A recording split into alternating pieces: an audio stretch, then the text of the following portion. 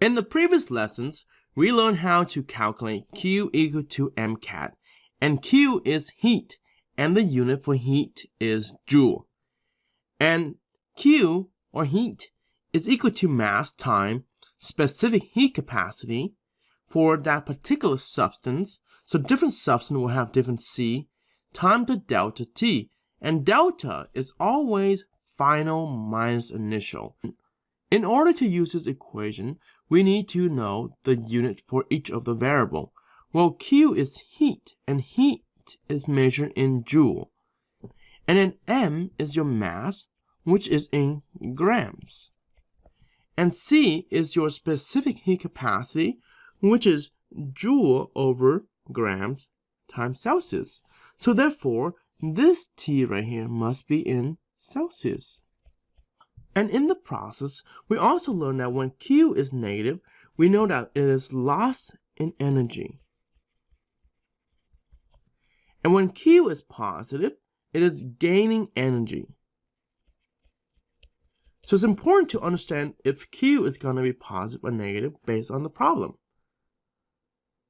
And one last thing that we are going to apply in this lesson is that when we have a loss in energy, the amount of energy loss is equal to the amount of energy being gained.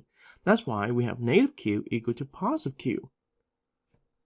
Now let's apply these two concepts to solve some problem. How many joules are needed to warm? Think about warming. To warm something, you take in energy, right? Okay, to warm 27.0 grams. And this right here would be your mass right there, okay, of copper. And this is the substance, copper. And we know that from 30 degrees Celsius to 85 degrees Celsius. So think of the terminology. From, that would be initial. So this would be your initial temperature right here. And then from to where? Well, in this case, to 85. So that's your final. So don't try to memorize smaller number minus larger number, or larger minus number smaller.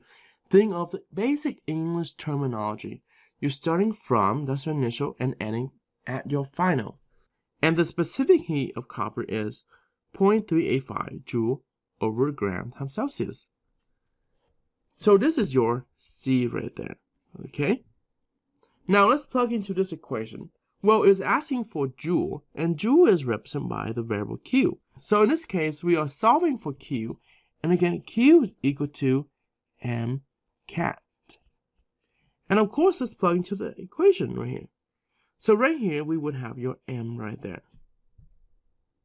Now let's continue. So in this case, can we plug in the values? What's the values for M? That's mass. So that is 27.0. And what is your specific heat capacity, which is 0.385? See, if you know the unit and you know what the variable represents, you just plug it in. And then lastly, your delta T, which is going to be your final 85 minus your initial. In this case, is 85.0 minus your 30.0. And all you have to do is just plug in here. 27.0, 0.385, and then final, which is 85.0 minus 30.0. And that's it. Now let's plug this into a calculator using parentheses.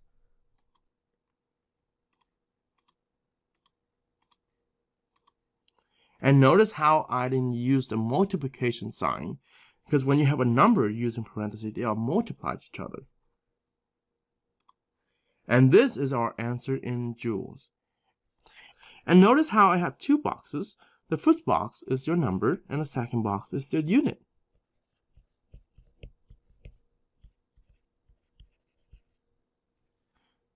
And in this case, if you notice, is the system gain or lost energy?